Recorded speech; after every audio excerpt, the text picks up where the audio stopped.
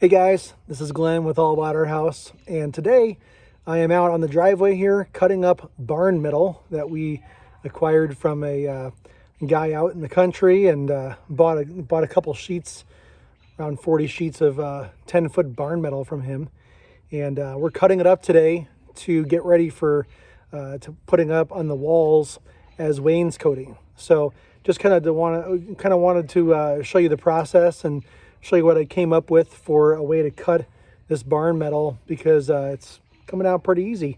So anyway, the barn metal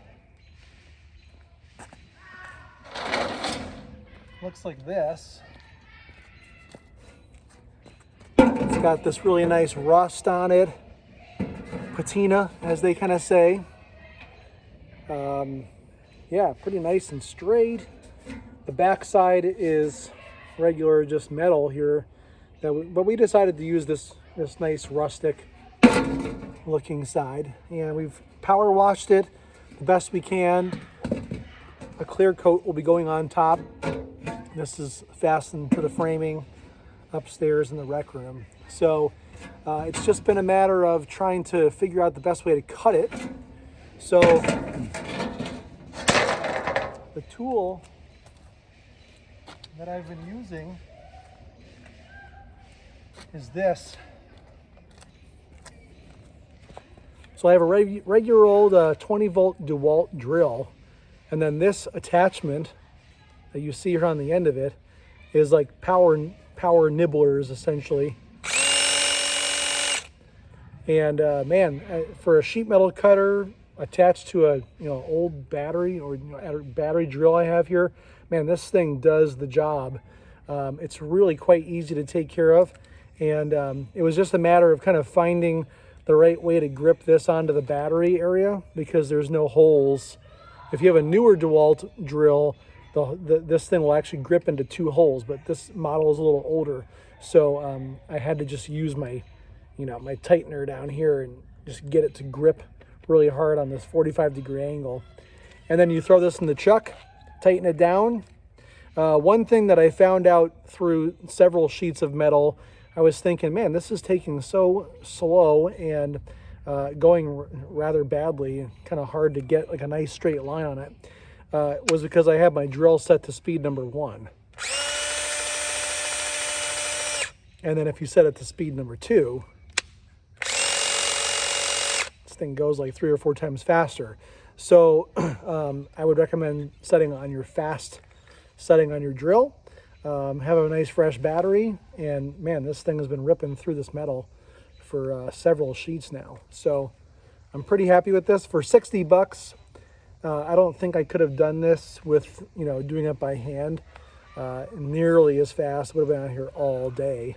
So what I'm doing is using a drywall T-square, finding my 36-inch mark for my wainscoting, and then laying this down, scoring with a piece of metal so I have a nice straight line, and then going to town. So I'll show you how it goes here.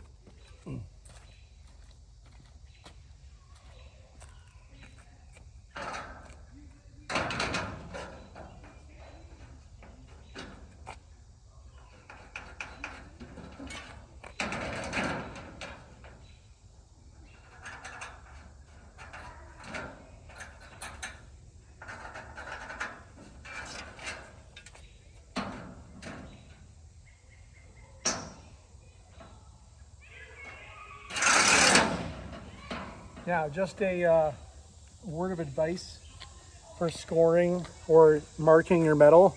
What I'm using is a really small ended punch, like a metal punch. And this thing works great. And it makes a nice straight scrape on the metal, and works great. You could use a pencil, you could do anything, but this seems to work pretty well for me. After you get that set, it's just a matter of lining up the sheet metal cutters.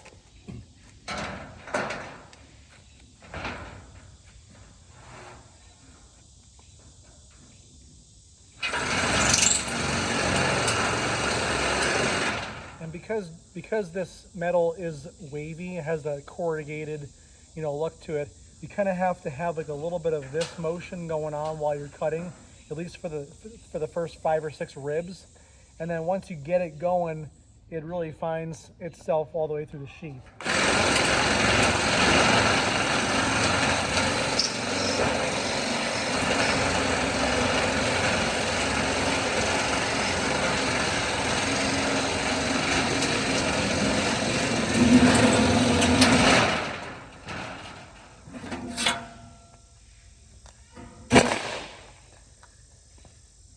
So yeah, so this stuff should turn out really nicely. It's a really nice look.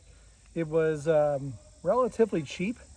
I think we paid around $10 for a 10-foot sheet of this, and it's been sitting around. We've been waiting to use it, and finally we found, our last room to finish is going to be what we use. We had originally bought this metal to be the ceiling of our kitchen and dining room, but we decided to go with wood. I think it looks a little prettier, a little more finished, a little less on the rustic side. And so I think this will be a great way to cover that bottom 36 inches of the kids' playroom. Because man, you know kids with drywall, there's always stuff getting poked and scratched and marked up and dirty at that point on the wall. And so this will be, indestructible. If it gets marked up or banged into or something, who cares? It's metal, so it'll just probably look better at that point. So next on our video series on this whole thing with the rec room, I'll show you how we're installing it and what we're doing with the rest of the room. But this is step number 1, is getting this bottom 36 inches taken care of. It's taken me a couple hours to cut through all the metal, but I'm just about done and excited to show you the rest of it.